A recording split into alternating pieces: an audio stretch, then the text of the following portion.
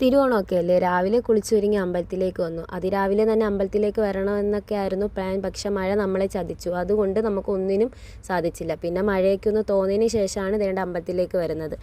ഈ മഴ കാരണം എനിക്ക് സാരി ഒന്നും ഉടുക്കാൻ പറ്റിയില്ല. പിന്നെ ഞാൻ എൻ്റെ ഒരു ചുരിദാറൊക്കെ എടുത്തിട്ട് വന്നു. എന്തിടുന്നു എന്നതിലല്ലല്ലോ കാര്യം, അമ്പലത്തിൽ വന്ന് ഭഗവാനെ കാണണം. അങ്ങനെ ദേണ്ട വന്നു. ഇവിടെ അടുത്തുള്ളൊരു മഹാദേവൻ്റെ അമ്പലത്തിലാണ് വന്നത്. അവിടെ ഞാൻ മുമ്പൊരിക്കൽ വന്നിട്ടുണ്ട്. അങ്ങനെ ഇവിടെ വന്ന് ഭഗവാനെയൊക്കെ കണ്ടു, പ്രസാദമൊക്കെ മേടിച്ചു. ഈ വട്ടം വീട്ടിൽ പോകാനൊന്നും പറ്റില്ല, കാരണം ഓണത്തിന് നമുക്ക് ലീവൊന്നുമില്ല. അതുകൊണ്ട് ഈ പ്രാവശ്യത്തെ ഓണം നമുക്ക് ഇവിടെ തന്നെ ആഘോഷിക്കാമെന്ന് വെച്ചു. അങ്ങനെ ദേണ്ട അമ്പലത്തിൽ നിന്ന് ഇറങ്ങി പ്രസാദമൊക്കെ മേടിച്ച് ഇനി ഒരു അമ്പലത്തിലും കൂടി നമുക്ക് പോകണം. ഇപ്പം വന്നത് നമ്മൾ മഹാദേവൻ്റെ അമ്പലത്തിലാണ്. ഇനി പോകുന്നത് ഒരു ഭദ്രകാളിയുടെ അമ്പലത്തിലാണ്.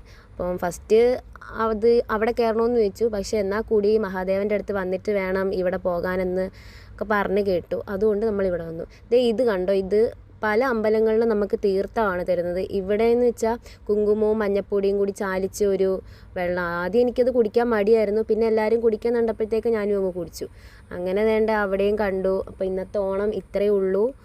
പിന്നെ അവിടുന്നും പ്രസാദമൊക്കെ മേടിച്ചു, കുറച്ച് ഫോട്ടോസൊക്കെ എടുത്തു. അപ്പോൾ ഇന്നേക്ക് ഇത്രയേ ഉള്ളൂ. Love you and bye. Happy Onam.